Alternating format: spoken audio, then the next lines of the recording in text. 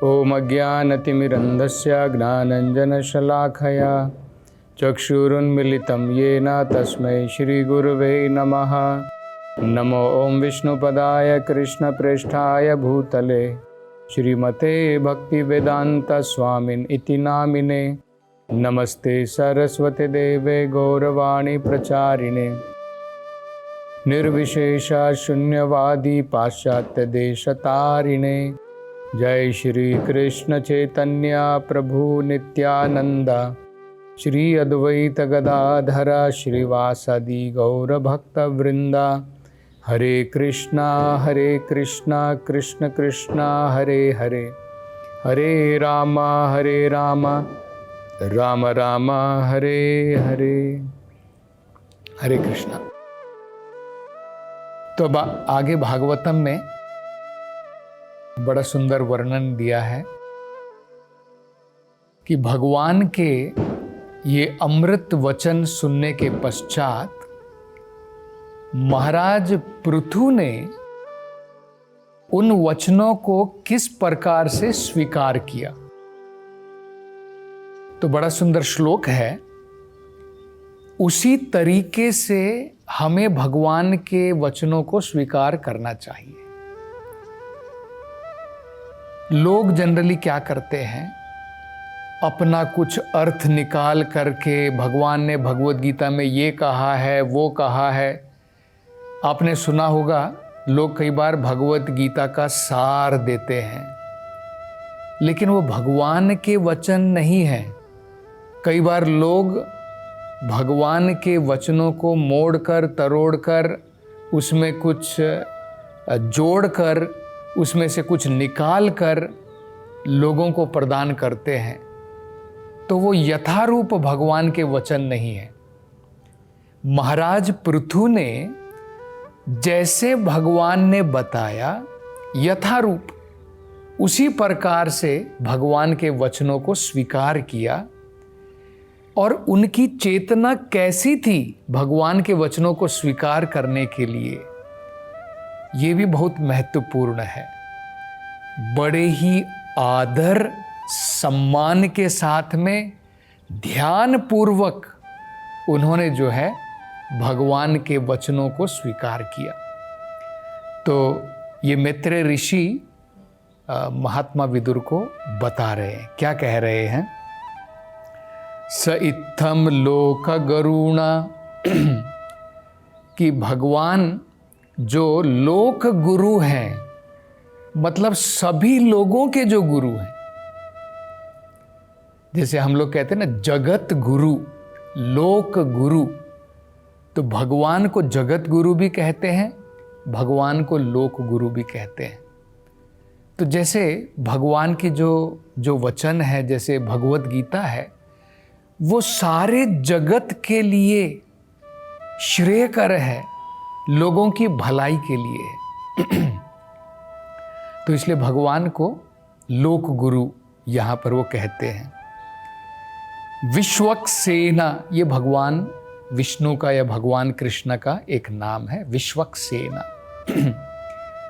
विश्वजीत, ये पृथु महाराज का नाम है। विश्वजीत, भगवान का नाम विश्वक्सेना है, पृथु महाराज का नाम है विश्वजीत, जिन्होंने पूरे विश्व के ऊपर विजय प्राप्त की थी। वो ऐसे महान राजा थे।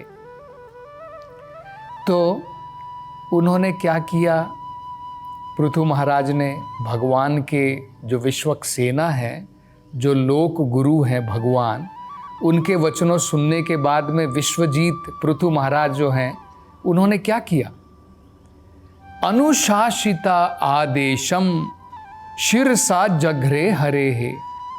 हरे है मतलब भगवान हरि, उनके वचनों को अनुशासिता, अनुशासिता मतलब जैसे अनुशासन करना, जैसा आदेश दिए थे, अनुशासिता आदेशम, जिस प्रकार के आदेश भगवान ने दिए थे। शीर्षा जघरे, अपने सिर को झुका करके सर के ऊपर उन्होंने जो है बड़ी विनम्रता के साथ में बड़े ही आदर सम्मान के साथ में और बड़े ही ध्यान पूर्वक भगवान के आदेशों को ग्रहण किया, स्वीकार किया। तो ये एक बड़ा महत्वपूर्ण तरीका है भगवान के शब्दों को ग्रहण करने का। कभी कभी श्रील प्रभुपाद जी एक बड़ा सुंदर उदाहरण दिया करते थे, ये समझाने के लिए कि गुरु जो है उनको परंपरा में जो ज्ञान प्राप्त होता है उसमें ना वो एडिशन करते हैं, मतलब कुछ जमा नहीं करते हैं, ना उसमें कुछ सब्सट्रैक्शन करते हैं, मतलब उसमें से कुछ पोर्शन निकाल दिया कि भाई ये लोगों को पसंद नहीं आएगा, ये मैं निकाल देता हूँ और ये रख लेता हूँ, या फिर इसमें कुछ मैं मिला देता हूँ, जमा कर देता हूँ। तो ये जो है कार्य प्रामाणिक गुरु का नहीं होता है।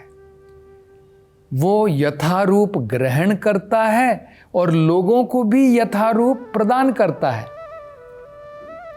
इसलिए गुरु को दो बड़े सुंदर उदाहरण दिए जाते हैं। पारदर्शी, जिसे अंग्रेजी में कहते हैं ट्रांसपेरेंट मीडिया।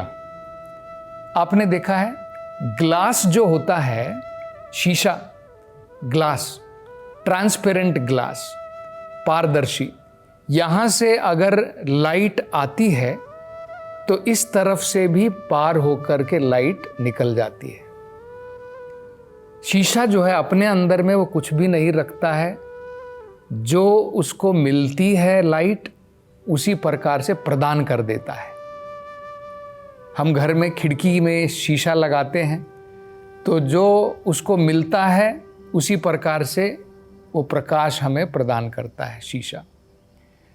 इसी प्रकार से गुरु जो है उनको ट्रांसपेरेंट मीडियम कहते हैं। भगवान से जो ज्ञान वो प्राप्त करते हैं गुरु परंपरा में, वही ज्ञान हमें उसी प्रकार से प्रदान कर देते हैं, यथारूप प्रदान करते हैं।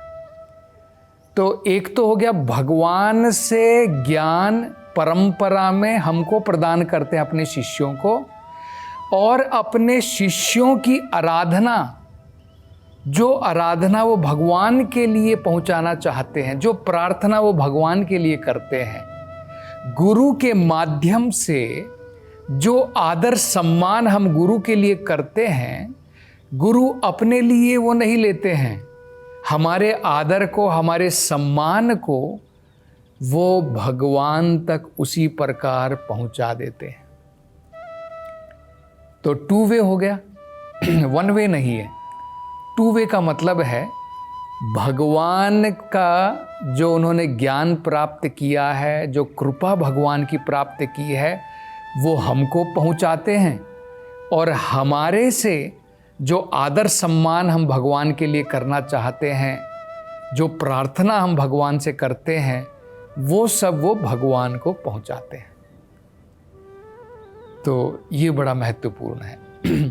दूसरा जो उदाहरण दिया जाता है गुरु के बारे में, प्रभुपाद जी कहा करते थे, जिस प्रकार से एक पोस्टमैन होता है, डाकिया, पोस्टमैन क्या करता है, जैसा उसे खत प्राप्त होता है उसी प्रकार से, बिना उसमें कुछ जोड़ करके, बिना उसमें से कुछ निकाल करके, जैसा उसे खत प्राप्त हुआ उसी प्रकार से लोगों को पहुंचा देता है। पोस्टमैन थोड़ी उसमें कुछ आपके लेटर में ऐड करता है, उसमें से कुछ निकाल देता है, उसका काम वो नहीं है। जैसा उसे मिला उसी प्रकार से पहुंचा देना। इसलिए हम लोग देखते हैं ना, हमेशा जब लेटर प्राप्त होता है, सील्ड है कि नहीं। सील्ड का मतलब है उसने उसमें कुछ नहीं लिखा है और उसमें से कुछ काटा नहीं है, कुछ भी उसमें चेंज नहीं किया, बदलाव नहीं किया है। ये महत्वपूर्ण होता है।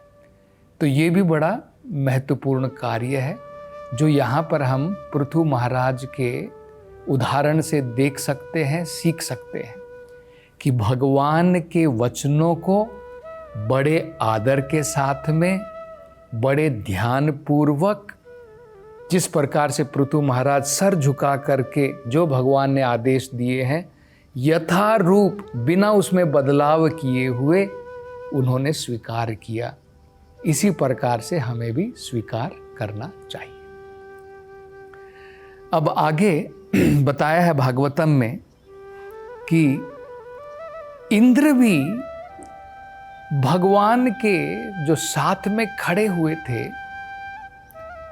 वो इस प्रकार का व्यवहार देख करके पृथु महाराज का और भगवान के बीच में इतना प्रेम देख करके उनको अपने कर्म के ऊपर शर्म आ गई, क्योंकि उन्होंने महाराज पृथु से बहुत द्वेष किया था।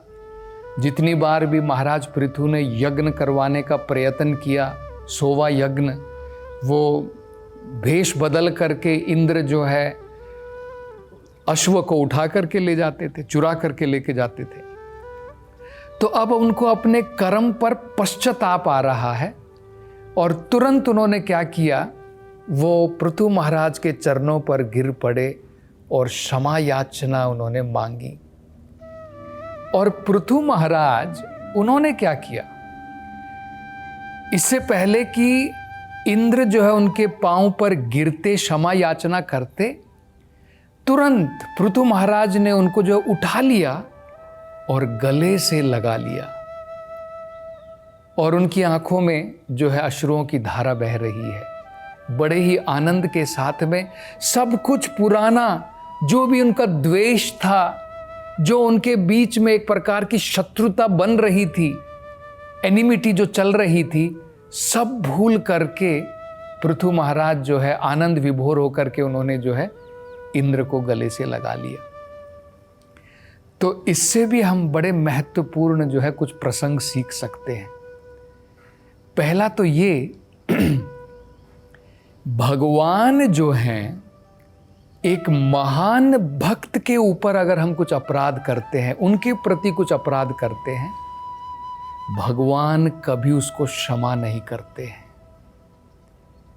उसका एक ही तरीका है क्षमा का।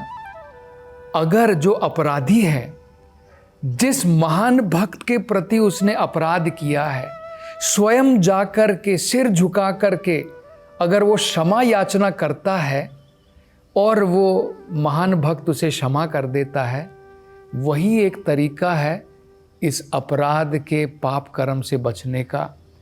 अन्यथा भगवान भी उसे माफ नहीं करते हैं। ये उदाहरण हम यहाँ पर भी देख रहे हैं। स्वयं इंद्र जो है उनकी समझ में आ गया कि मैंने अपराध किया है, मैंने गलत कार्य किया है, और तुरंत उन्होंने जो है क्षमा याचना मांगी। ऐसे हम बहुत सारे उदाहरण भागवत में देख सकते हैं। अम्बरीश महाराज के बारे में और दुर्वासा मुनि, उनके बीच में भी इस प्रकार का जो है एक प्रसंग आया था। क्या हुआ था, अम्बरीश महाराज ने दुर्वासा मुनि को अपने घर पर आमंत्रित किया था और अम्बरीश महाराज एकादशी का व्रत कर रहे थे। तो व्रत का पारायण का समय होता है, उस समय के अंदर में चरणामृत लेकर के जो है गंगा का जल या चरणामृत लेकर के व्रत को तोड़ा जाता है। तो दुर्वासा मुनि जो है वहाँ पर नहीं आए और इसका पारायण का समय बीत रहा था। फिर भी अम्बरीश महाराज अपने व्रत को नहीं तोड़ना चाहते थे, क्योंकि किसी मेहमान को उन्होंने बुलाया है, उससे पहले वो कुछ भी जो है खा करके अपने व्रत को तोड़ना नहीं चाहते थे। कोई गेस्ट आता है तो गेस्ट के साथ में जो है उनके खाने के पश्चात हम भोजन प्राप्त करते हैं। ये बढ़िया प्रथा बताई जाती है। तो सभी ब्राह्मणों ने उन्होंने कहा कि हे महाराज, जब आप चरणामृत स्वीकार करते हैं वो भोजन प्राप्त करने के बराबर नहीं है। आप ऐसा क्यों सोच रहे हैं कि दुर्वासा मुनि गुस्सा हो जाएंगे कि आपने भोजन खा लिया है उनसे पहले? ये तो आप व्रत का पारायण कर रहे हैं, तो चरणामृत लेने से भोजन खाने के बराबर नहीं होता है। तो उनके कहने पर उन्होंने अपने व्रत को जो है तोड़ा, चरणामृत ग्रहण करके। जब दुर्वासा मुनि को ये पता चला तो दुर्वासा मुनि जो है बिना बात पर अम्बरीश महाराज के ऊपर क्रोधित हो गए और अपने गुस्से से तुरंत उन्होंने जो है एक राक्षस पैदा किया और अम्बरीश महाराज के पीछे छोड़ दिया उनको मारने के लिए। अम्बरीश महाराज बेचारे महान भक्त हैं, उन्होंने प्रयास भी नहीं किया अपने आप को बचाने का। लेकिन भगवान थोड़ी छोड़ते हैं। तुरंत भगवान ने अम्बरीश महाराज की रक्षा करने के लिए और उस दुष्ट राक्षस को मारने के लिए जो दुर्वासा मुनि ने अपने योग शक्ति से पैदा किया था, उसको मारने के लिए भगवान ने अपना सुदर्शन चक्र छोड़ दिया। तो सुदर्शन चक्र जो है उसने राक्षस का वध किया और वध करने के पश्चात अब वो दुर्वासा मुनि की तरफ जो है जाने लगा। तो दुर्वासा मुनि घबरा गए और घबरा करके जो है वो भाग निकले कि सुदर्शन चक्र का तेज उनसे सहन नहीं हो पा रहा है और वो भाग रहे हैं। अलग अलग लोकों में चले गए, इंद्र लोक में चले गए, शिवलोक में जाकर के भगवान शिव से भी उन्होंने प्रार्थना की कि कृपा करके मेरी रक्षा कीजिए। लेकिन उन्होंने भी कहा कि मैं कुछ नहीं कर सकता हूं। मारे कृष्णा राखे के, अगर कृष्ण किसी को मारना चाहते हैं उसको मैं क्या, मेरा पिताजी ब्रह्मा वो भी नहीं बचा सकते हैं। और अगर भगवान किसी को बचाना चाहते हैं उसको कोई नहीं मार सकता है। ये उदाहरण भी हम लोग देखते हैं। तो अंत में विष्णु लोक तक पहुंच करके भगवान विष्णु के चरण कमलों पर पड़ करके उन्होंने माफी मांगी। लेकिन भगवान विष्णु ने भी कह दिया कि हे दुर्वासा, मैं तुम्हारी प्रोटेक्शन, मैं तुम्हारी रक्षा नहीं कर पाऊंगा। अगर तुम चाहो तो सीधा अम्बरीश महाराज के पास में जाओ और उनसे क्षमा याचना करो। अगर वो तुम्हें क्षमा कर देते हैं तो ऐसा संभव है कि तुम्हारे प्राण बच जाएंगे। तो दुर्वासा मुनि तुरंत गए, उनको अपनी गलती का आभास हुआ कि उन्होंने अपराध किया है और तुरंत उन्होंने जो है अम्बरीश महाराज के चरणों पर उन्होंने प्रणाम किया। लेकिन इसी प्रकार से अम्बरीश महाराज ने तुरंत उनको जो है गले से लगा लिया। उन्होंने वो कोई नहीं लिया कि मुझे मारने के लिए इसने राक्षस पैदा किया था। तो ये हम जो है उदाहरण देख सकते हैं। तो और इस प्रसंग से हम क्या सीख सकते हैं, इसकी चर्चा अगली कथा में करेंगे। हरे कृष्ण।